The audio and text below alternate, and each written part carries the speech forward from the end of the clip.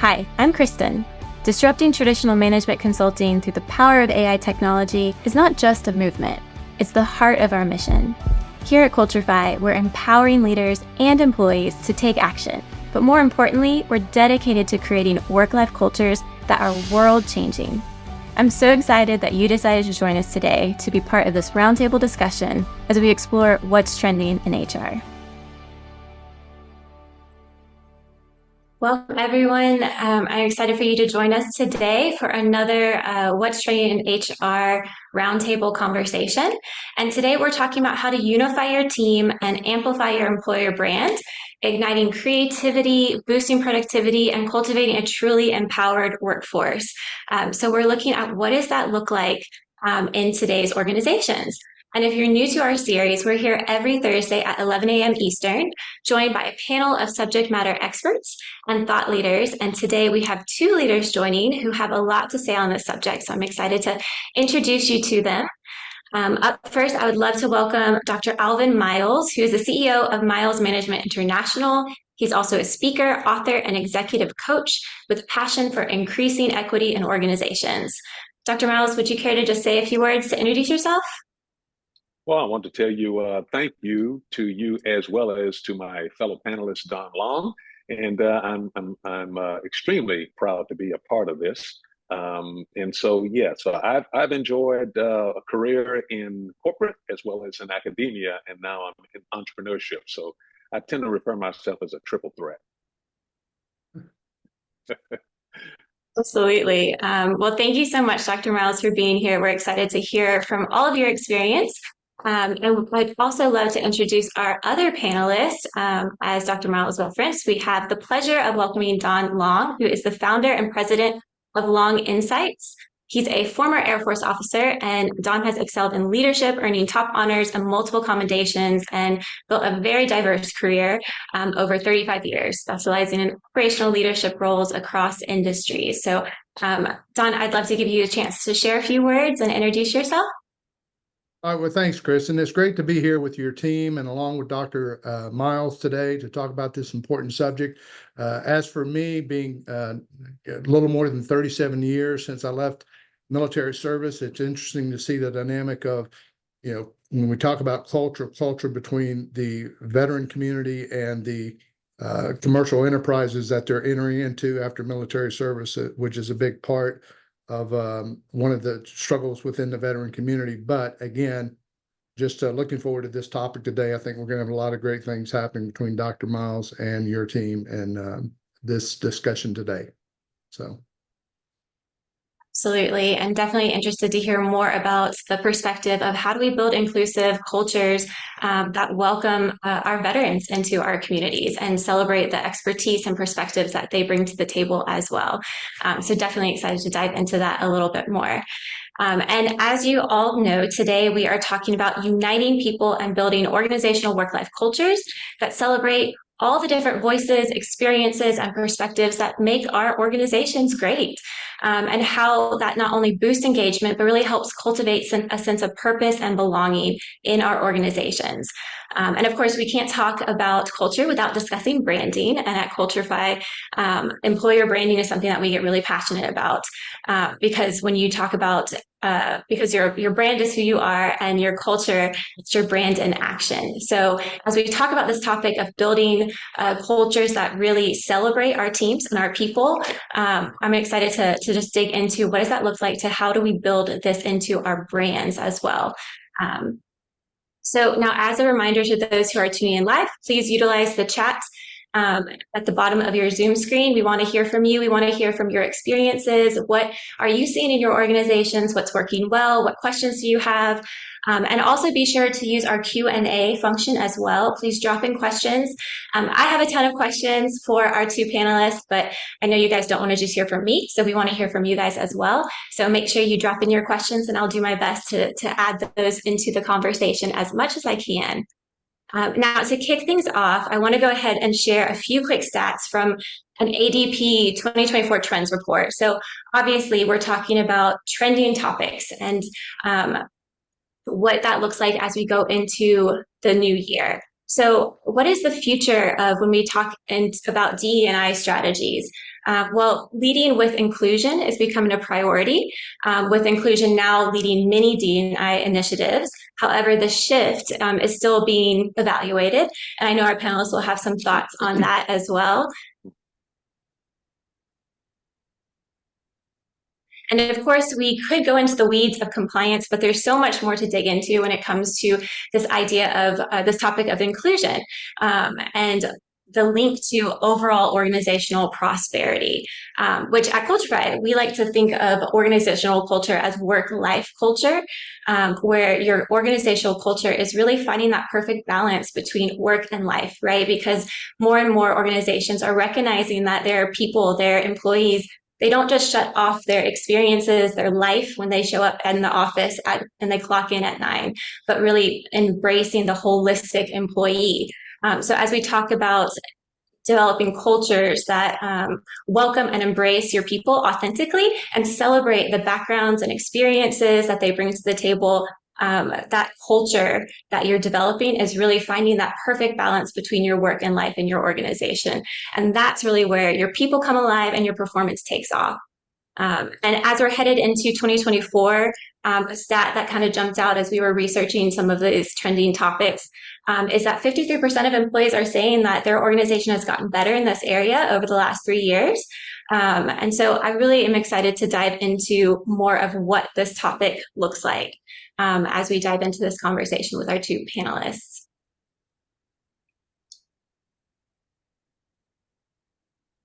Okay, so to get started with the conversation, I'd love to just toss it off to Dr. Miles, and would just love to kind of hear from you. When it comes to building diversity and inclusion into our organizational cultures, how is this transforming culture? How does it transform and strengthen our brand's identity? What have you seen, and let's just start the conversation there. Well, from a transformational perspective, we were talking earlier, you, Don, and I, and my belief is always that diversity, inclusion, and and equity, all of this is vitally important because it comes from the bottom up. It's realizing that individuals have a voice, and it's giving those individuals voices in ways where they realize they're expected to come together, and the expectation is that they're going to bring their ideas to the table and their approaches to problem solving to the table. And by doing that, and by being allowed to do that, it enhances employee engagement, it enhances morale, it helps employees feel valued, respected, and included. And that in turn benefits the company as well as the customer, because they're more likely to be motivated and committed to their work. And what I've seen over the long term, and also what the research shows, is that employees are looking for more than just a paycheck. They're looking to be included. They want to work for organizations that have values, and they want to be able to align with their values and prioritize what they do along the same lines with the organization that they're with. And that's what draws the top talent to organizations after you get past the initial thing of actually getting hired, right? So depending on the generations, what I've noticed is that, when you're coming out of college, a lot of those talented individuals that know that they're really talented, have been told that they're talented, they're looking to align values. Others of them grow into their talents, and they realize a little later in the mid-career areas and mid-career time of their whole progression, that they do have value and they want to align themselves more. And so then you get an opportunity as an organization to not only say what you're going to do from a value perspective and say that you value diversity and inclusion, but you also now get a chance to prove it. And I think that's really the juice and what's really important with regard to the whole inclusion conversation. Yeah, absolutely. I think that's really spot on as we're talking about the connection between brands and culture, right? It's about making sure that what we say our brands stand for, our mission, vision, values, is actually lived out day to day in our culture. And as you mentioned, that's becoming more and more important for especially younger generations of saying there's more to life than a paycheck. I want to work for companies that I feel a part of. I feel I can show up authentically and I'm contributing to something, right? And so having that shift has been interesting to see as we talk about this conversation. Don, I'd love to hear from you too, especially from your perspective of working with veterans. What have you seen in this space? Well, again, and I won't make this just about veterans. I think it's just people in general. I think some of the key words and things that we need to look at, first of all, is the word transform. For so many years, a lot of businesses, as they were going through the hiring process, it's like they were looking to bring people into their organization that would blend into their culture. And from my perspective, my viewpoint is that having a culture where you want people to blend in could actually be a death sentence for your business, because if you have underlying elements of complacency or toxicity in your business and you're not changing and you're not evolving, then chances are you're missing out on some great opportunities. So I think the transformation process is one of the most important things. First of all, using that word that we should be changing and evolving our culture, which I'll get to at the end of this, to explain why that change and evolution in our culture is so important. Secondly, is Dr. Miles touched on this, and I'll go back. I'll tell people some of the material I use. It's borrowed or stolen, whatever you want to call it. But Maslow's hierarchy of needs talked about self-belonging, right? And we need to feel like we're a part of something. Okay, we want to feel like that our experience and our knowledge and our education and whatnot, that we can contribute to those organizations that we work for. And as you said, Kristen, we take our whole selves into a workplace. It's not something where, yes, we want people to check attitudes at the door, but again, we're human beings, and being human doesn't stop just because we go to work. So again, people have to have that sense of belonging and feel like they can really contribute to the organization. So as Dr. Miles says, they need to be heard, they need to be listened to, they need to be kind of respected for what they bring to the table. And then I think the reason all of this is so important, we have to understand, is regardless of what our business is, whatever product or services that we're offering to our customer base, the needs and wants of our customers is constantly changing, and it's changing through the generations. So if companies aren't changing, if companies aren't adapting themselves to making those changes and going through that evolutionary process in their culture, then they're going to be missing those opportunities to really engage with and provide those products and services that their customers are looking for. So it's really important we understand that total dynamic from inception of whatever product or service that we're giving to that inline user, because it's also important and it's all tied together. I love that. I love the idea of not being complacent, right? And we are changing and we are evolving, and we want our cultures to do that too. They got to keep up, right?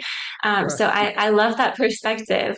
Well, and this kind of tees off of a little bit of what you guys both mentioned. So you spoke about organizational, and what does this mean when it comes to leaders, right? We hear often that kind of leaders set the tone in this.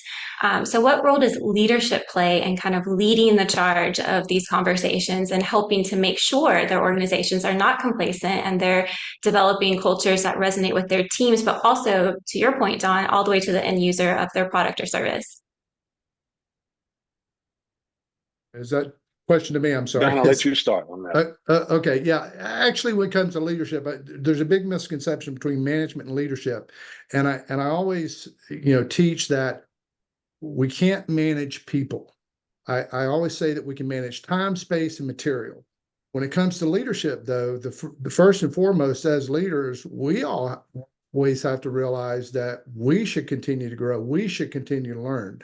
Dr. Miles and I were having some conversations about our continuing education.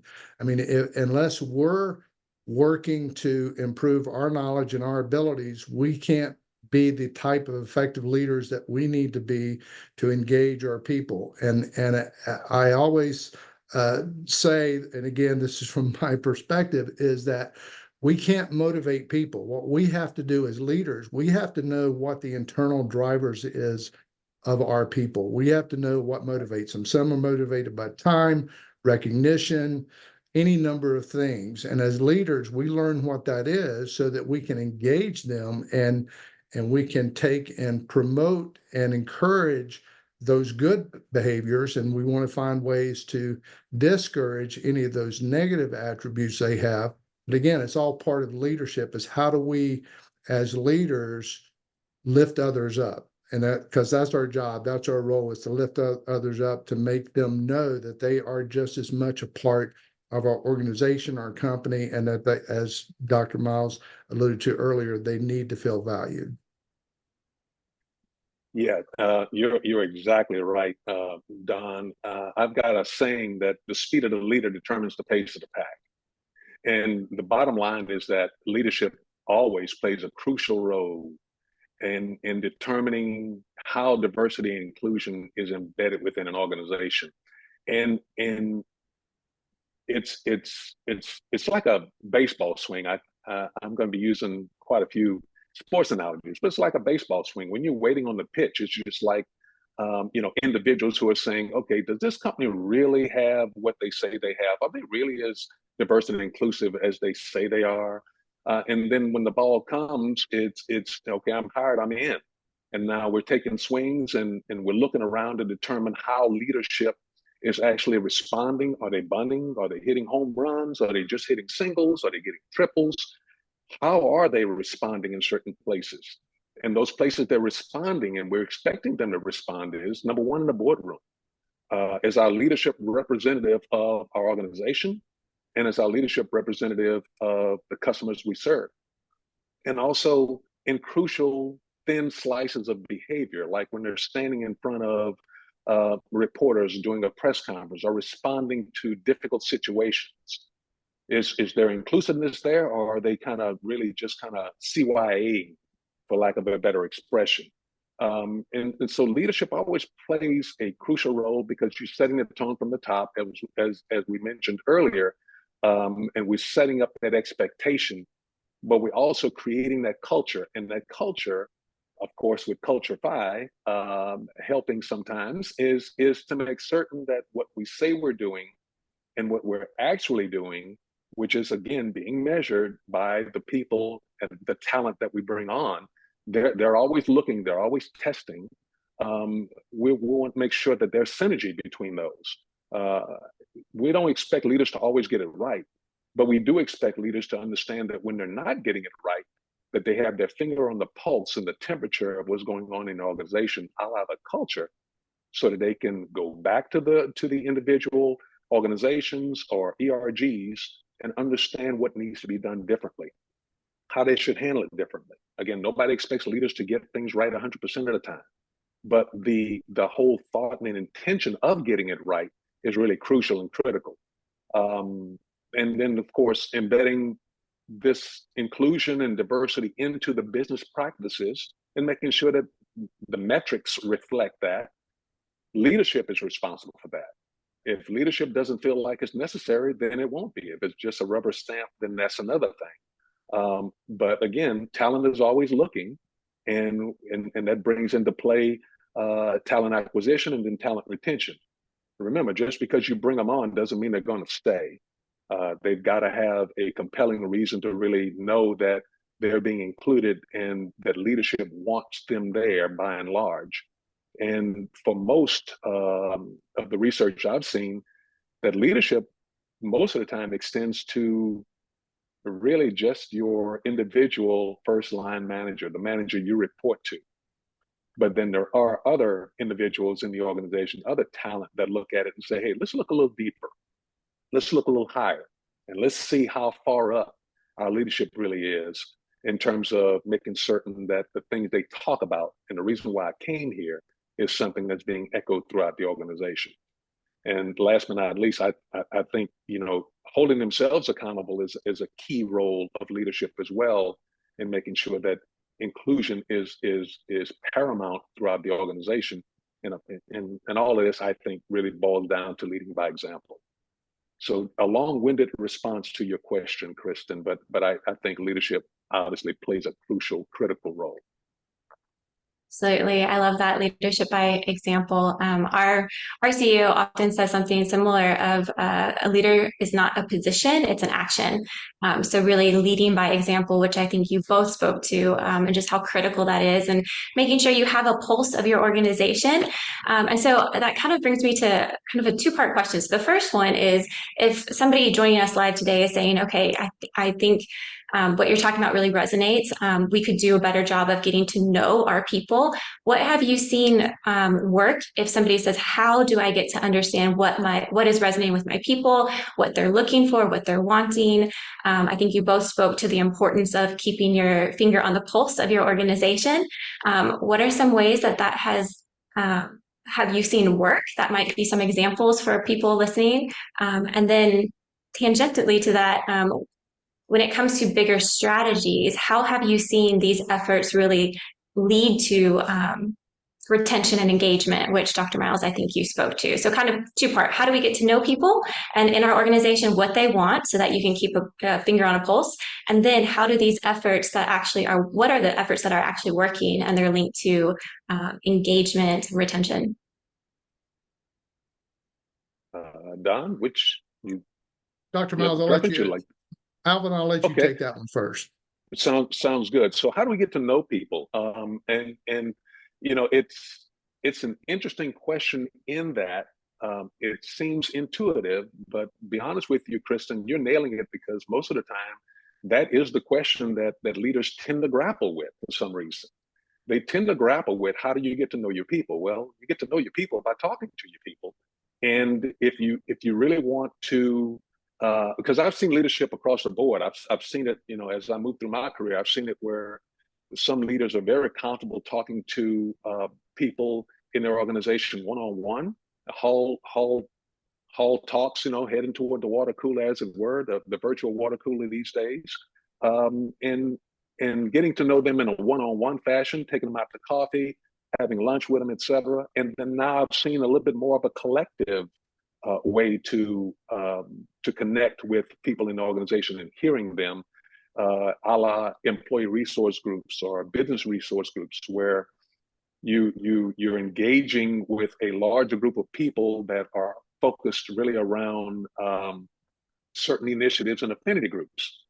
So, for example, when I was back with AT&T, Bell South AT&T, it was about that. We actually had a veterans group as well.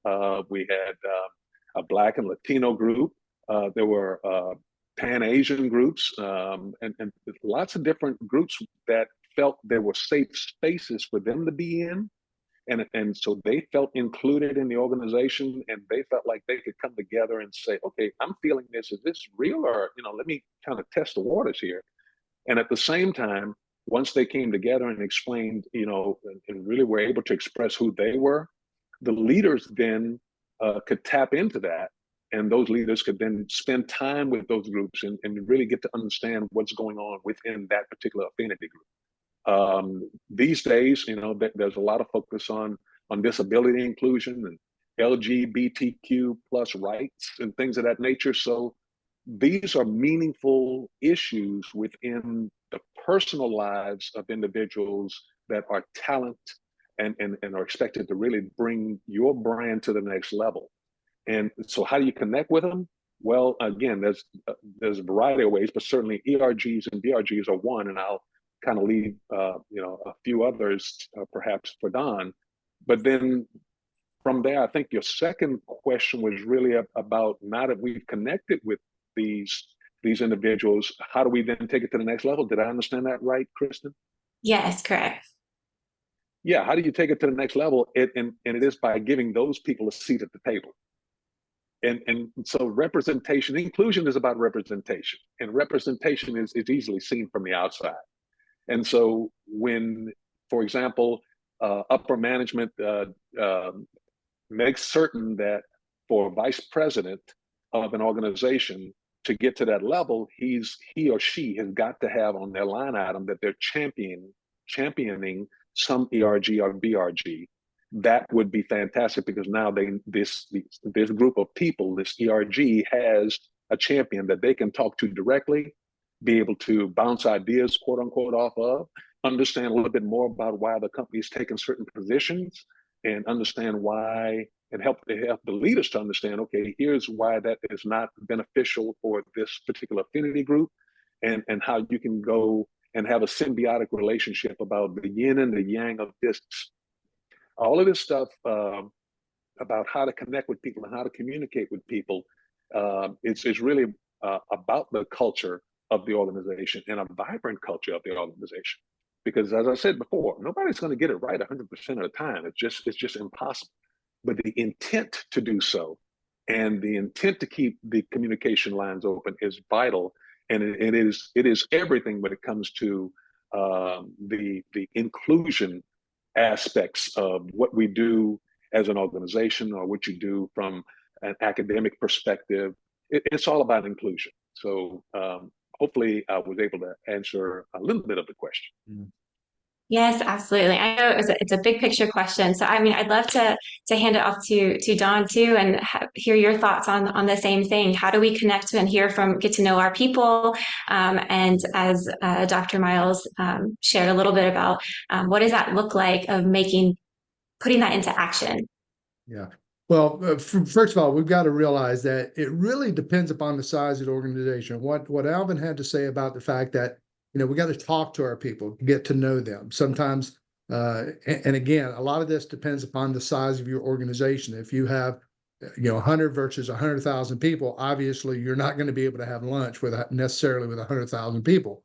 But I think it comes down to, when we talk about getting to know our people, remember it's a two-way street. Not only are we getting to know our people, they're getting to know us.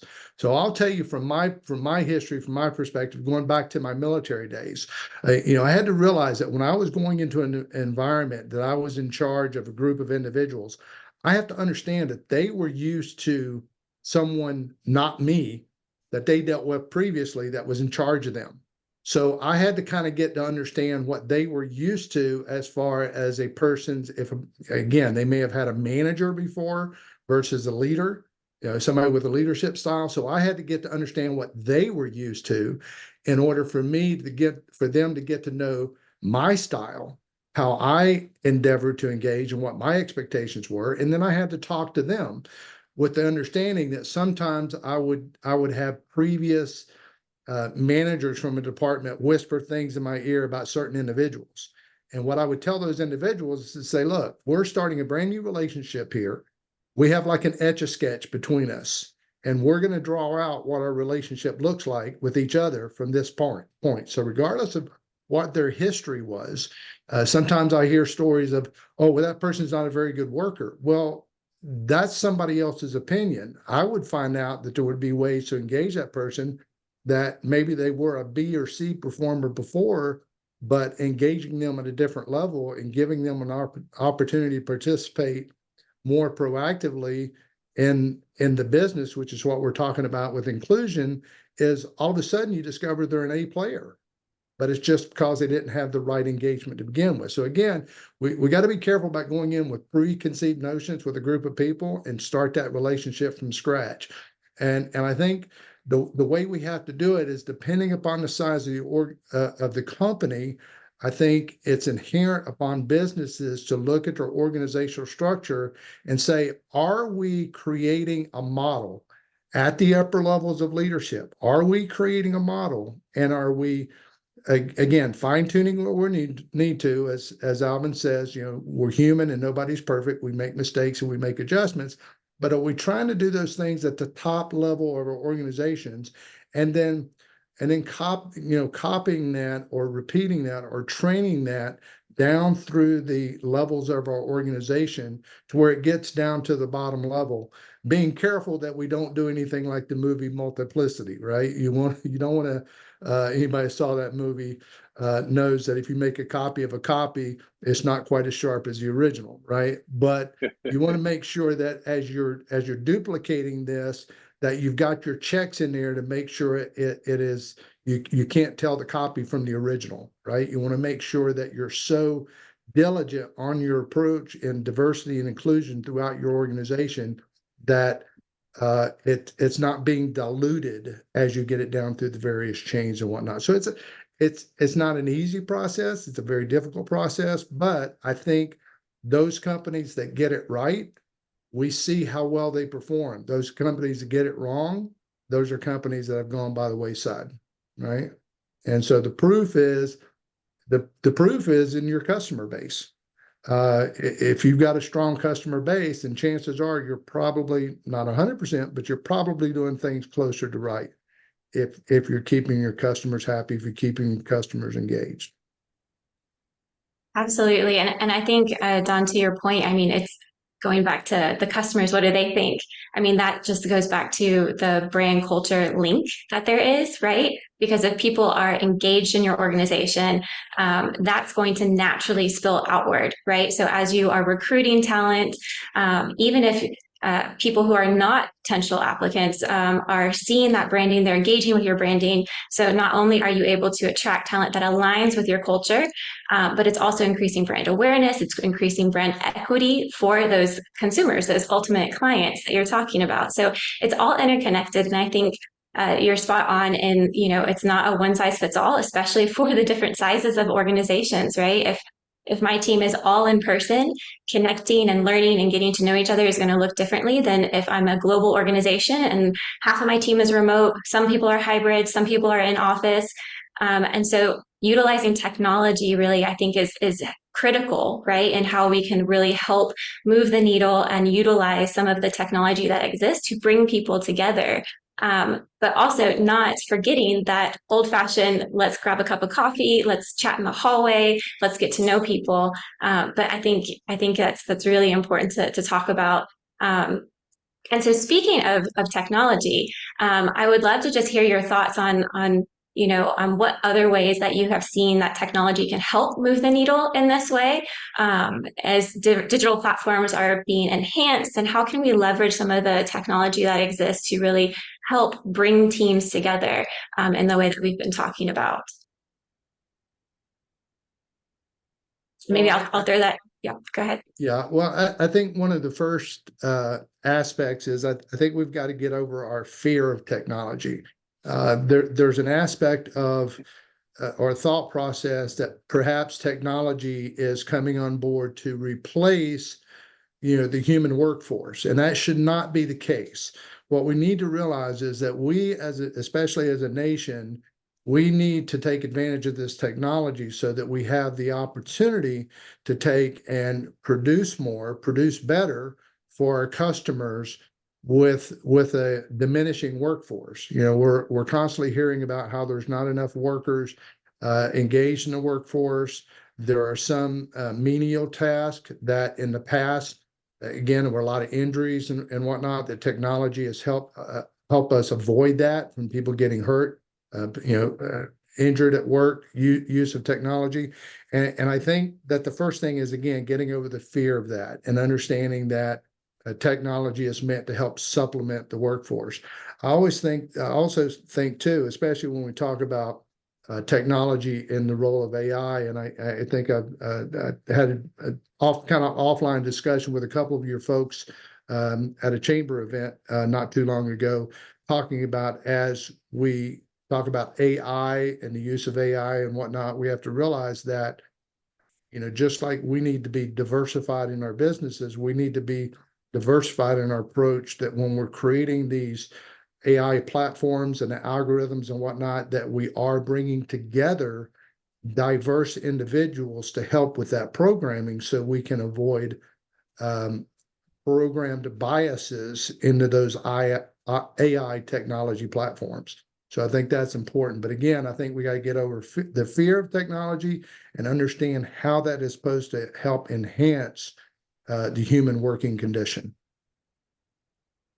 And Don, I echo exactly what you said.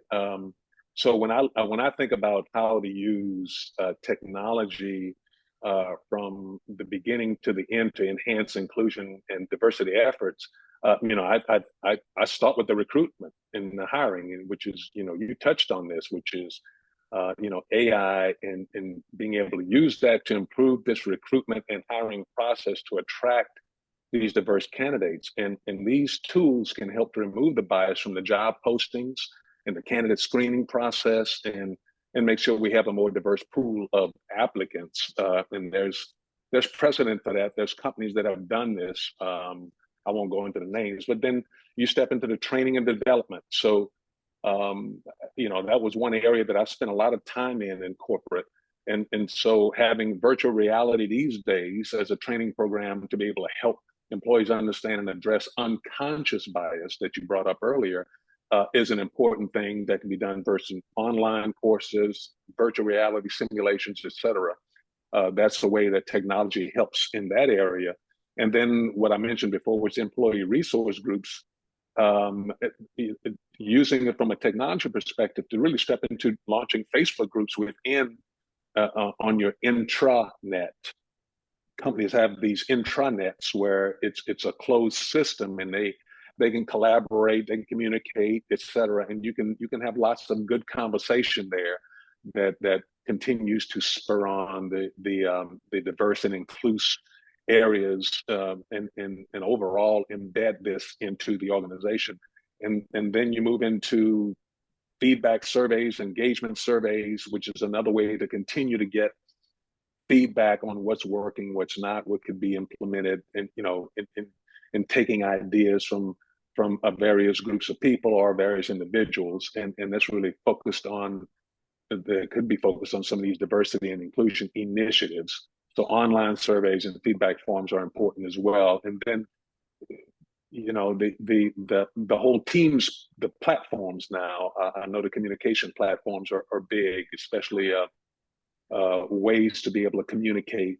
Again, making sure that this communication within an organization is both inclusive and accessible to all employees. And then last but not least, looking at the data, because the data is really what tells the tape. The results are really all there is. And when you start looking at representation, pay equity, employee engagement, that is very easily seen when it's set up from the very beginning. And technology is certainly the way to do that. Yeah, absolutely. At Culturefy, we love talking about AI technology and how that can help move the needle and create opportunities for organizations and our people to be better, faster, smarter. And to both of your points, it's about leveraging AI technology to go, 80% of the way, but then it needs that human intelligence. So we got artificial intelligence to get us part of the way, and then that human intelligence to get us across the finish line. And so able to automate those tasks so that our people can really lean into their skill sets or those areas of their interest to really help them develop in their career in ways that they may not otherwise have capacity to do, right? Because we're able to automate some of these tasks. And we do you both mentioned all these different ways that AI technology is helping move the needle. And some of our favorite ways to talk about is just how especially with big organizations or just hybrid organizations where I may not know who all is, a couple years above me in my organization, but leveraging AI technology to really automate and enhance mentorship programs can be hugely valuable.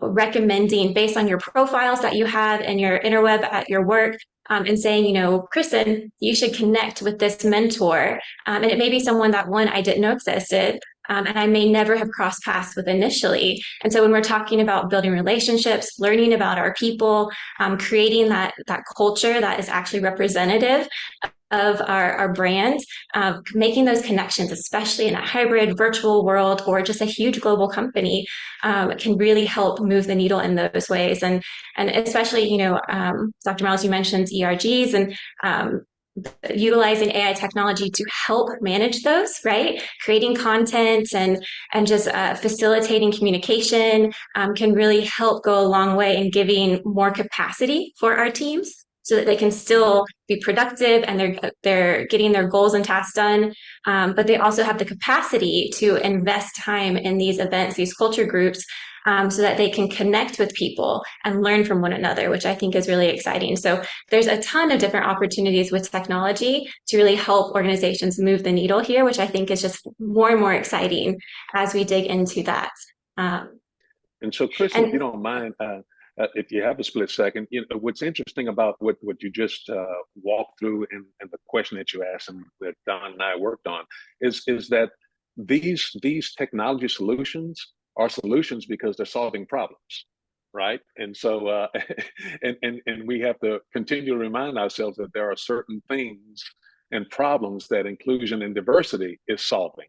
And so when you think about that, everything from the hiring processes to lack of diversity in the leadership positions and the pay inequities and the lack of policies and practices and perhaps microaggressions and all of these things that may be broader issues across a variety of different organizations and companies, or maybe just focused on the size of the organization. Because of the size of the organization, it's really just this particular problem. There will always be, in my opinion, some efforts to be able to help us to solve those problems in a more efficient manner. And for those HR leaders that are listening to us today, it's important to remember that it's up to them to be able to say, here's what's necessary for our organization. Here are the problems that we're trying to solve, and then allow the partners to step in and help to get those things done. So thank you. yeah, absolutely. And, I think when it comes to AI technology specifically, it's kind of almost feels like a buzzword these days.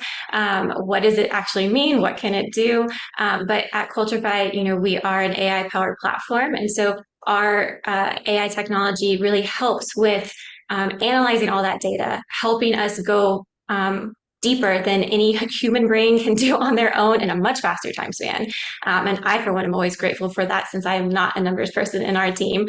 But just the idea that that AI makes recommendations based on data, not on human perception. So that goes a long way in helping to avoid some of those bias that you mentioned.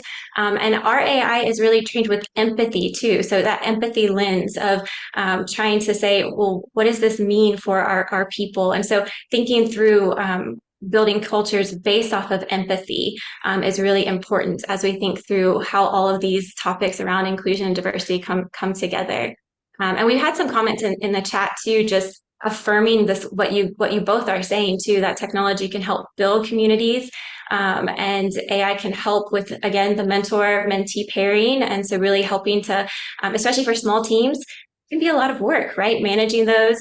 So utilizing AI to speed that up and to make it easier.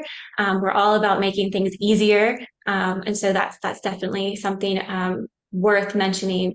And then we did have a question come in our Q&A. So just a plug for those who are watching, if you have any questions that you would want to be posed to the panelists, go ahead and drop your questions in our Q&A. But this one is talking about, how can you start breaking down the barriers of implementing technology to enhance productivity? Is this an area that needs to start with leadership buy-in and then be brought down to all levels of members to use this technology? So when it comes to, we're talking about all the perks of technology, but if this is new to your organization, how do we start that conversation?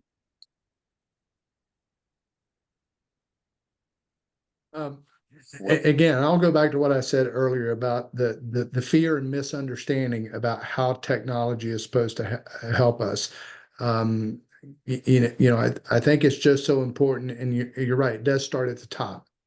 Something that's got to be embraced by the owners, the executives of the business. There can't be any kind of dispute or disconnect in the understanding of what the overall objectives are of using that technology in the business. And then it's important that we understand that when we relay this message to our people, again, one of the biggest fears when we talk about technology in business is, when am I going to lose my job? Right. And it's not about losing a job. It's about how do we develop our people. It's like I was having a conversation with a individual yesterday. We were talking about the disparity between training individuals and developing individuals within your business. It's a distinct difference. I can train an individual how to do a specific task within a business, but developing that person is a different thing. Investing in that person, in their skills, in their knowledge, in their personal develop, even if they're skills that they will learn that they will take with them elsewhere if they move to another company. Investing in and developing your people is so important, beyond the training element. But again, getting it at the top and having those leaders understand that the first thing when you go to any group or person within a company is having them, putting yourself in their shoes. You mentioned empathy. You got to think about the fact that they're sitting there thinking this company's bringing in technology to eliminate my job, and that should not be the case. Absolutely. Yeah, Yeah. yeah. So when I think about, looking at the question now, where can you start breaking down the barriers of implementing technology to enhance productivity? I start with the end result, which is enhancing productivity.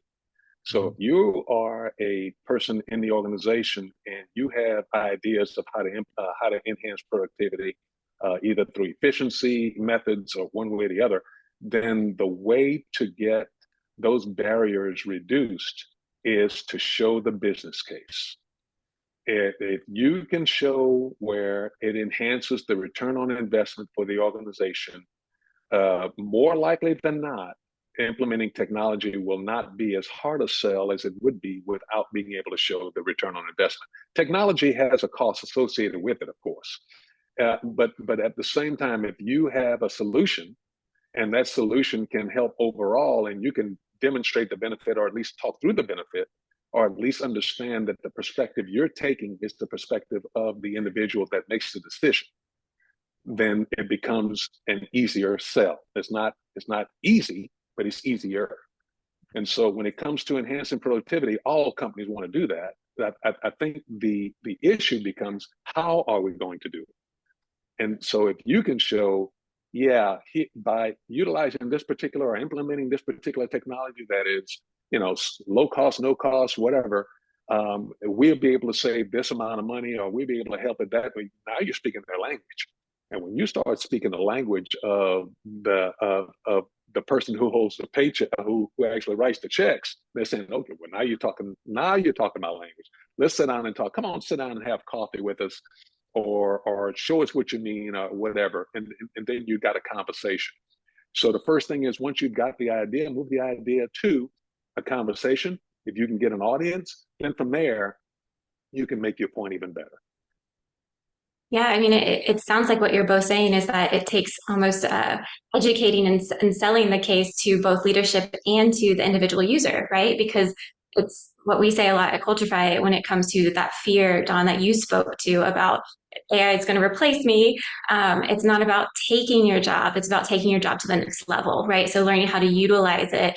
And Dr. Miles, to your point, helping leaders who may be less familiar with the opportunities there, about the opportunity for AI even to help with some of that leadership development, that upskilling, and how that can help position your workforce for the future, right? So not only are you investing in your people, but you're preparing them for the future, which is good for your people because they feel a part of your culture. My culture, my organization cares about me. They want to invest in me.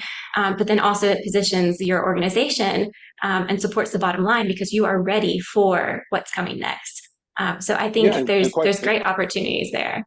Yeah, and quite frankly, Kristen, that question speaks to the beauty of diversity and inclusion, because what the person who's asking the question is saying, how can I get my voice heard, and how can I cut through whatever I need to cut through to have somebody listen to me, because I think I've got something that might be able to help the organization, and that's the essence. People want to be heard. Mm-hmm. Absolutely, absolutely. Well, we're only 10 minutes left of our conversation. I can't believe how fast it's gone by. So I want to kind of close just looking ahead to the future. So I'll throw this out to both of you. But as we look to the future, what innovative approaches do you think organizations will be looking towards? if they're wanting to deepen the integration of inclusion and diversity, to build these cultures that really have help their employees find purpose and belonging, and just enhance their overall branding. So thinking ahead, what do you anticipate organizations doing more of moving into the future? Well, from my perspective, as we consider the future of workplace diversity and inclusion, the thoughts I have are a couple. Number one, organizations need to continue to embed D&I into their organizational DNA. And we talked about everything from starting at the top and working their way through, but it really begins in the boardroom and a revisit of the mission and vision statement, and making certain that that mission and vision statement, that that that whole look toward the future, is actually being put into practice today, because the talent, the top talent is looking at you as an organization and saying, are they real or are they not? Are they authentic, or can I be my best self? Can I bring what I do best to this workplace and really find a spot in it? Am I a culture fit? Do they want me to fit, or can I add to the culture? And so when I can add to the culture, it does make it more diverse. And secondarily, that steps into creating a culture of belonging. And I want to be here. I feel valued, respected. I feel included. I feel all those things that we all want to feel when we go to church. All those things we want to feel when we exercise, inside our families, when just the normal things, right? And I also see in the future that being able to empower the employee voice, that individual, knowing that this individual can make a difference, and knowing that that individual, of course, then is part of the collective, and that collective then is part of the culture. And then, of course, with our sponsor here today, Culturefy, telling us it's really about the data-driven strategies as well, and using that to move us forward as an organization. Organizations must inform their strategies with metrics. There's just no way around it. And some of those metrics are quantitative, and some of those metrics are qualitative, quite frankly. They always say the soft skills are the hardest things to pull off. And the bottom line is, it can be done. Employee engagement can be understood. Surveys can be given. And when you get those back, you can implement them. You can look at bits and pieces. It can be put on a roadmap. And then, one of the other things is to partner with external partners like Culturefy, and also partner with HBCUs, for example, and provide internships and career opportunities for students. Show what you're really doing, and showing that you really want to have an impact in the community, and you want to be seen as a destination type of organization, company or organization. And so I think from there, continuous learning and development is something that is ongoing. Now that you've got them in, you've got to continue to develop people so that they want to stay and they want to contribute, because you lose institutional knowledge when people step away from organizations. And there's been several studies that indicate that once you hire somebody on, they're already thinking about the next place to go. So that should be in the back of your mind. And one of the ways to be able to help to keep those people on your payroll and keep that talent where it really should be in your mind is to make certain that you're feeding them and giving them an opportunity to give back within the organization. So those are just a few of my thoughts. Yeah, thank you for that, Alvin. I think to add to that, trying to find, I'm sitting here and I'm thinking of almost like a recipe. You have that recipe for whatever that dish is you make, and you've had the right ingredients for it, right? I think we have to find in our businesses, between diversity and inclusion and AI technology, we've got to find those right balances in there, especially in light of the fact that I think as we as a nation begin to reshore more industries, as industries are changing, especially with EV technology and all of the aspects of that are coming down the pike. I think, the blending of those two is going to be so important in building industries here stateside in the future, simply for the fact that we know that our workforce, we constantly hear that there's not enough workers to support many of the businesses that are out there. And I think these businesses are going to, again, have to use the AI technology and think about their diversity and inclusion programs to help be able to develop and grow their businesses. So there's a challenge there, right? And then the other aspect of it that I think moving to the future, I think one of the things that we have to be careful of, and that is something that's part of this topic, is we want to make sure that we have the competency within our companies, the competency for the service and the products that we're providing our customers. And I think part of making us better as a society in our businesses and whatnot is addressing our young people at a lower educational level. How are we changing the face of our education to help bring diversity and inclusion and teaching opportunities and learning opportunities to our younger people? Because these are going to be our workers of the future. And so I think we have to, as a society, I think we have to spend more time coaching and engaging our young people in such a way that this pool of individuals, as they grow and develop into these new technologies, that they're going to be ready, they're going to be poised, and our companies are going to be better for it. So I think that's a very important part that we need to look at, that foundational element for the future. Absolutely. Well, thank you guys so much for sharing. I think what I'm hearing as we wrap up is two big things. So organizations need to be clear on their goals, right? Being able to say, what is it that we want to do? And what is the data to back, and how do we track that, right? And then from Don, what I'm hearing from you is, how do we utilize and leverage AI technology for upskilling, mentorship, and helping people to not be afraid of it, but to really help them utilize it to take their jobs to the next level. And so I think those are great perspectives as we lead into the future. And, I'll just put a plug for Culturefy. If you guys, anyone who's listening to this live, has some questions around how do we do exactly what Dr. Miles and Don are saying, yes, we want to move the needle in our organization in that way. Well, at Culturefy, we would love to help you do that. We have solutions to help move the needle from aligning goals, having data-backed metrics, and even having AI technology to help with strategy and recommendations, not to mention some of the AI technology that we shared about earlier in this conversation. So if you would love to learn more about what we are doing with our clients and how we can help you, please feel free to reach out at info@culturefy.com or reach out to your representative. But thank you both so much, Dr. Miles and Don. This has been a great conversation. I know there's so much more we could cover. The hour always goes by so fast. I know we just scratched the surface, but my hope is that you guys really spark some conversation with some of those who are attending live, and that, as everyone goes back to their own teams, it'll just spark more conversations as we're talking about how do we get to know each other and really what we're looking for in work-life cultures. So thank you both so much for your time and for sharing today. All right. Thank you, Kristen. Thank you, Kristen. Really appreciate it. And also, again, thanks to Amanda and Robert Johnson. Yeah. Absolutely. Well, thank you both for being here. And again, we want to make sure that anyone who's attending live can connect with our panelists. So we have dropped in our chat just their contact information. So feel free to reach out.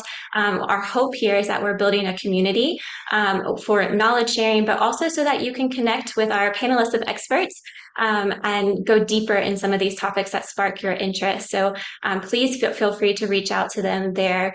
And then coming up, as we mentioned, we are here every Thursday at 11 a.m. Eastern talking about another trending topic in HR. And next Thursday, February 29th, we'll be here at 11 a.m. Eastern. We'll be exploring innovative approaches to leadership learning tactics that do more than just attract and retain the best. They also refine and enhance your brand's competitive edge. So if you're looking for actionable strategies on how to raise the bar when it comes to developing your people, you do not want to miss this conversation next week. So please stay tuned, and we will see you guys next time. Thank you guys so much for being here. Thank you. Thank you.